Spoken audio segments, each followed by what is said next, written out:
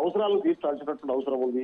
రాష్ట్ర ప్రభుత్వం ఖజానా మీద మాత్రమే ఆధారపడి ఇవాళ పనిచేసుకునేటటువంటి పరిస్థితి వస్తే మీకు 41% ఇచ్చే చేతులు చుట్టుకుంటామంటే అది కుదరనటువంటి పరిస్థితి. అందుకనే గట్టిగా చెప్తా ఉన్నాం, ఇవాళ మా ప్రభుత్వం నుంచి పొగడం అనేటటువంటి పని కాదు. మేము చాలా స్పష్టంగా ప్రజలకు సంబంధించినటువంటి అంశంలో కాంగ్రెస్ పార్టీ ఎక్కడ కూడా కాంప్రమైజ్ కావడానికి సిద్ధంగా లేదు. చాలా స్పష్టమైనటువంటి ప్రతిపాదన. నిన్న కూడా మా పార్టీ తరఫున రామ్మోహన్ రెడ్డి గారు ఢిల్లీలో జరిగినటువంటి మీటింగ్ లో బట్టి విక్రమార్క గారు పార్టిసిపేట్ చేశారు. చాలా స్పష్టంగా చెప్పినటువంటి పరిస్థితి ఉంది.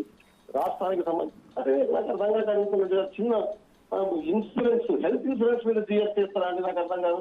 అది తొలగించబడి దాని మీద వాయిదా చేసినటువంటి పరిస్థితి. అంటే ఎటు తీసుకుపోతున్నాం మనం, ఎటు నడిపిస్తున్నటువంటి పరిస్థితి ఉంది.